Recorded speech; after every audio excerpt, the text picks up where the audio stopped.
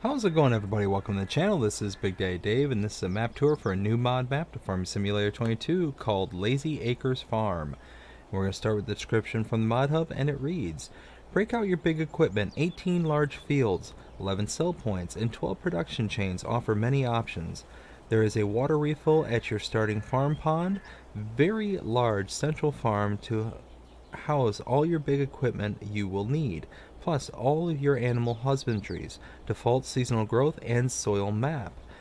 This map was created by TNT Modding and is 128.53 megabytes to download. There are no mods required for this map, and if we check out the map, this is what it looks like.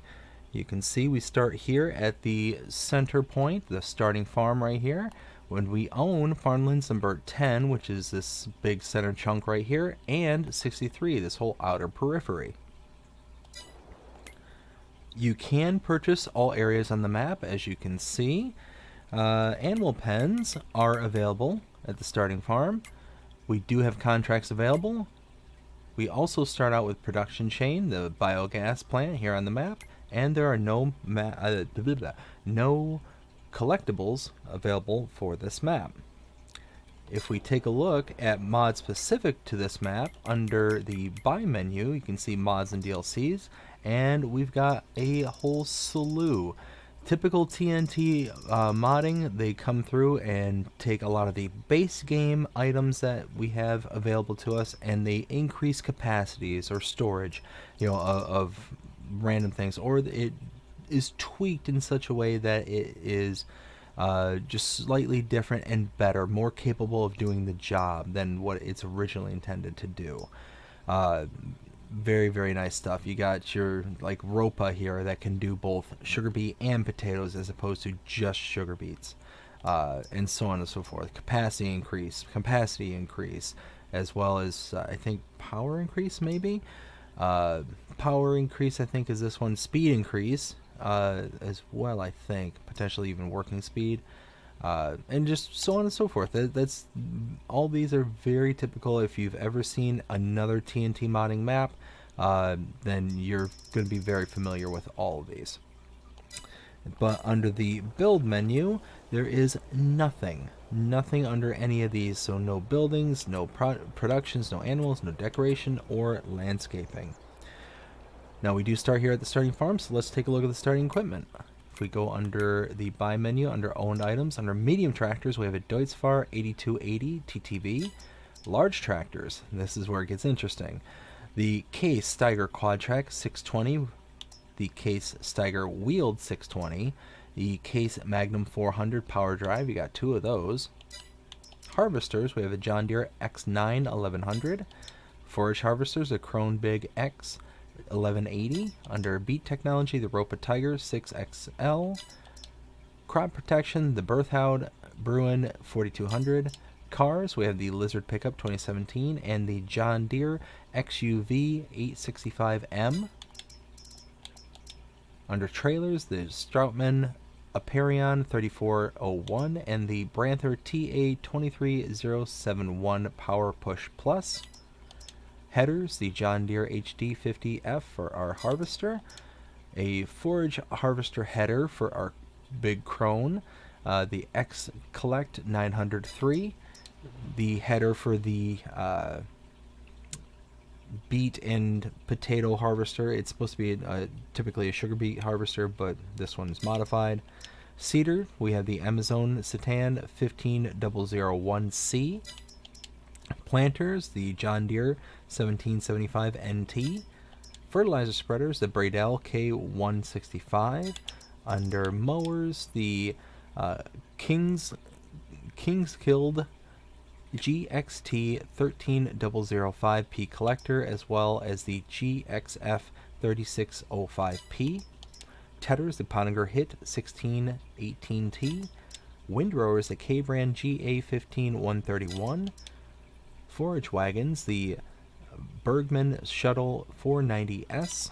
Under balers, the Case LB 436 HD and the Nardi N6045 header trailer for our regular harvester, and then the Ropa RRXL 9X45 trailer for our Ropa sugar beet potato harvester.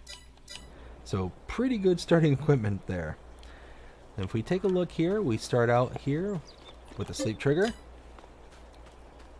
some storage right here with some of our starting vehicles, like the truck and the XUV, the Gator I think it's referred to. Coming around the backside here, over the lake or pond.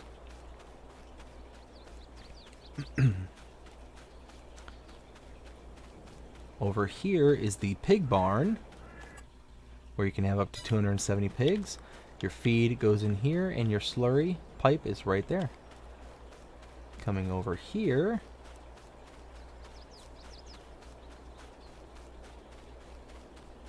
come all the way over here first. We have our horse pasture, or horse pen, barn. 14 horses can go in here, and your feed goes right there. Silage bunker right here, pretty decent size. Cow barn right here, where we can have up to 80 cows. You have your milk trigger right here. Your straw trigger goes right here. Feed, and yeah, feed is right here, and then you can see the pipe just barely through the window there for the slurry output. Then over here we have our chicken barn. Your eggs will spawn here, and your chickens, you can have up to 360 of them, and your feed goes right here.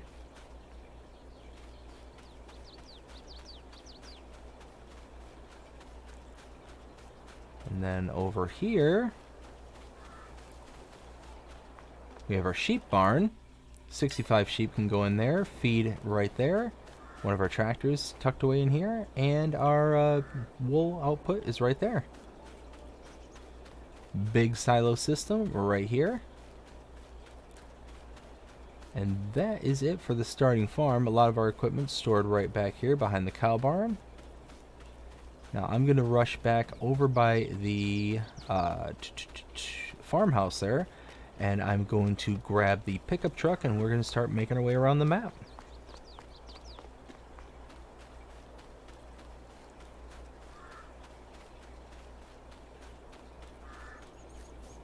It's just this direction.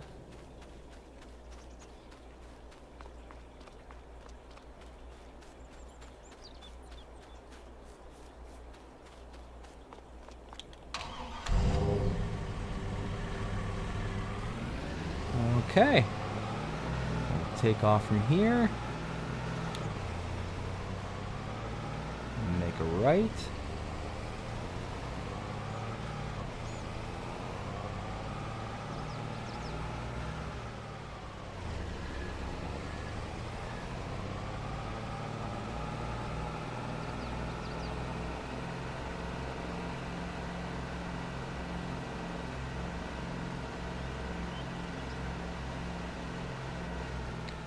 Tucked away there is the Selling Station Central sell point.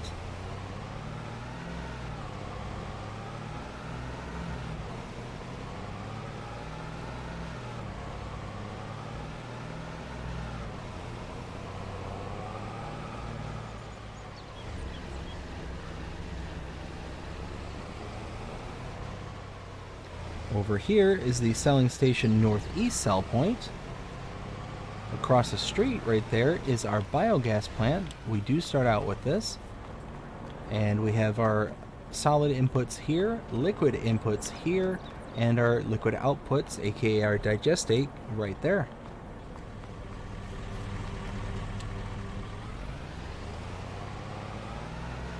Another big bunker silo right there.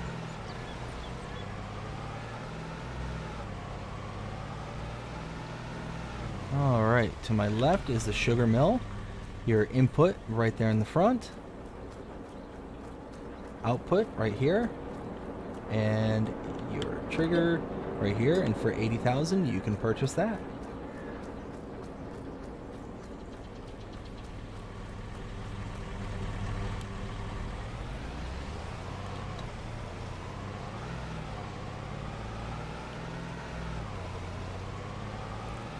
Now we'll just continue heading around.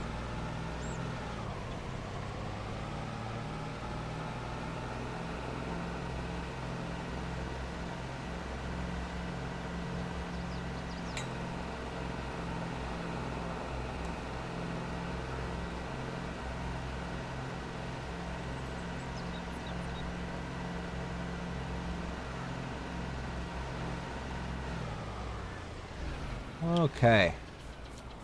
So right here is a spinnery for 60,000. You can purchase that, and your input and outputs are right here. And right next door is the grape processing unit. You can purchase that for $80,000. Output in the front, input in the rear.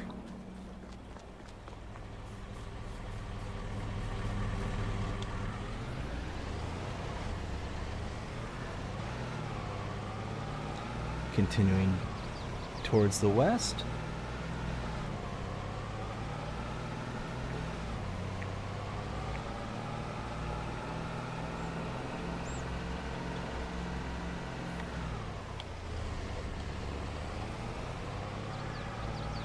Okay. So right here is the grain mill, one of them. You can buy that for $96,000. Output is right here. Input, I believe, is right here for the grain mill. And then this is the selling station north sell point. I believe that's how it all works out. This might be switched, but the reason I think that, and the way I do, is if you go to the map. Let's actually kind of walk our way through real quick. So we started here at the main farm. We saw the sleep trigger, came out and saw the chickens, the pigs, then we went and saw the horses, the cows, the sheep, the silo, and then came back up, grabbed our pickup truck, came out, and started making our way out to the east, where we saw the selling station central. We then came over to the selling station northeast, the biogas, and then up to the sugar mill. Came all the way up and around, saw the spinnery, the grape processing unit, and now we are here. So if I go ahead and tag the selling station north, whoops, well, visit, it sends me here, but I meant to tag it. And you can see selling station north is tagged and showing there. Now if I tag the grain mill, you can see right there. So I believe that's how it works out and how it's going to work for this particular production point. So now we will continue on.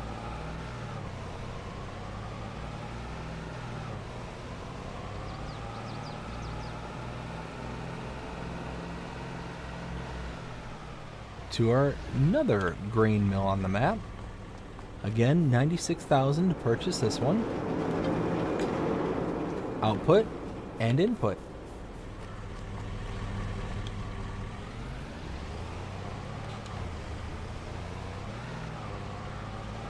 Continuing down the road.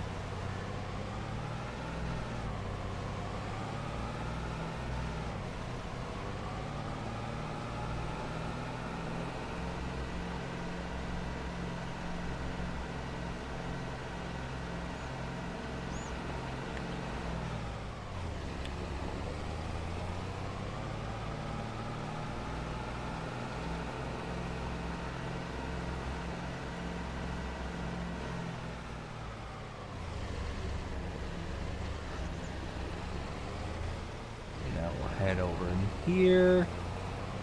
Alright, coming up to my right. Oh, you saw it just tucked away in there. There it is. That is the selling station west sell point.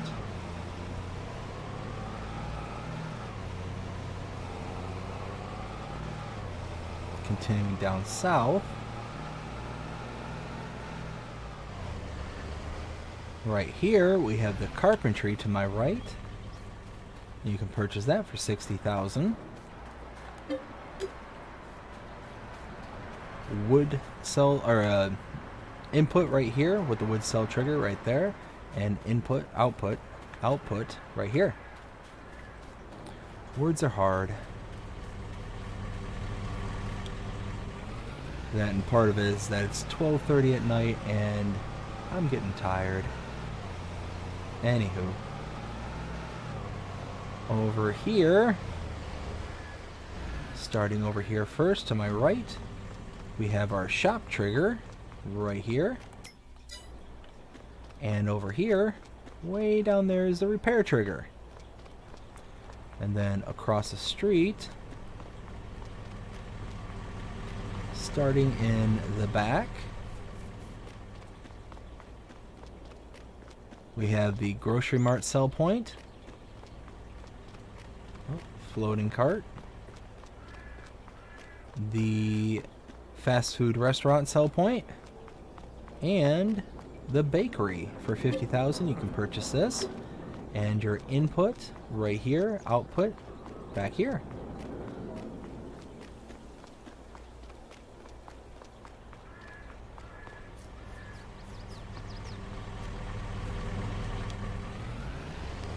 Continuing down a little ways. To my left is the gas station. Tucked away in here is the dairy. Buy that for $70,000.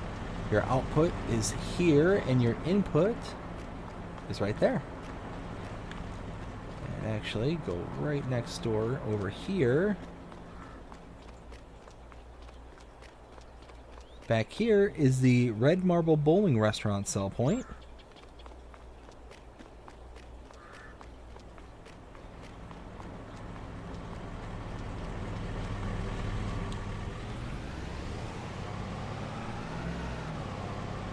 And then tucked away back here is the Farmers Market Johnson's Farmers Market sell point.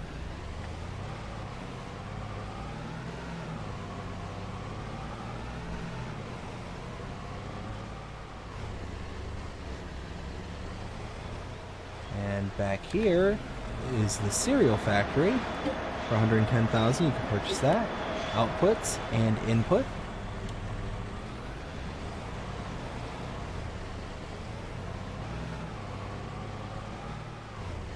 And now tucked back here. Let's see.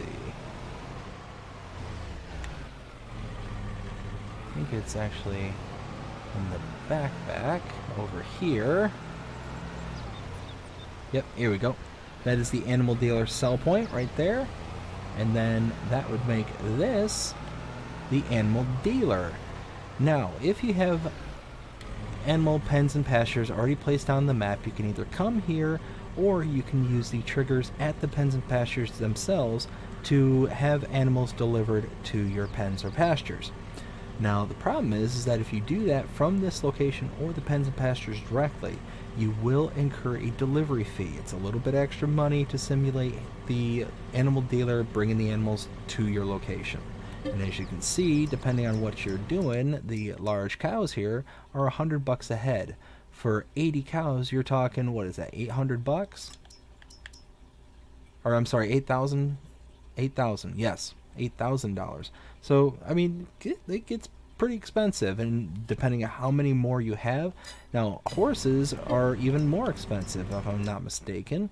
You can see, whoa, $18,000 per horse, and you have 14 spots available. So if you have your horses delivered, you are spending a ton of money. Oh, wait. Well, that's weird. It just adjusted. Never mind. Ignore all that. $300 a head. So still expensive. And for all 14, you're talking an extra $4,000. So what you can do to save that money is you can either lease or purchase an animal trailer, an animal transport trailer. Bring it to this location, load directly into that animal transport trailer, and then deliver the animals yourself. You save the money, and the more and more animals you're doing, that you're going to deliver all at once, the more that kind of transaction kind of works out in your favor. So now let's hop in here.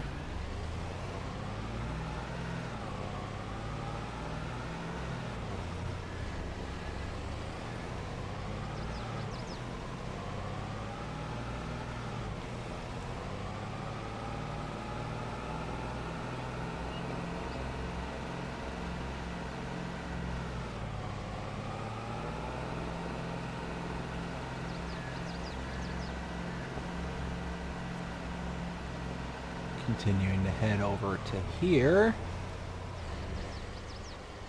Stop right here. We're at the sawmill where you have your wood chip output right there. And the rest is over here. You got your input right here with your wood cell trigger. Your output, where is the output? Right here.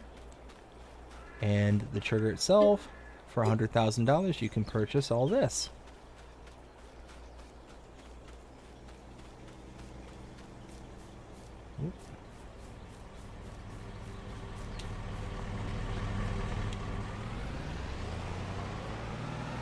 Now continuing down the road, almost directly next door is the biomass heating plant right there. Huh. I don't know why, I just saw this and didn't know what this was. I drove by this the first time and didn't even realize that little dip was there. Just a little extra decoration, that's kind of cool. Let's see, heading in the easterly direction still.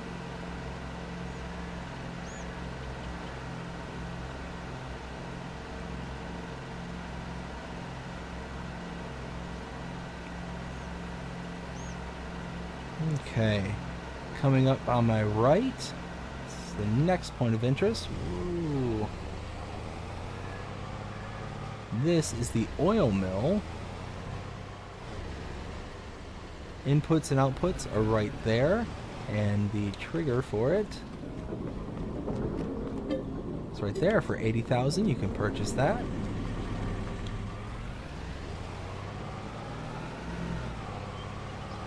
And now we're rapidly approaching the last point of interest.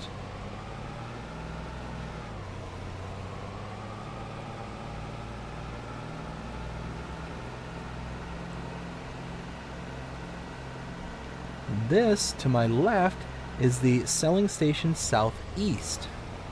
And that is the map. That is Lazy Acres Farm.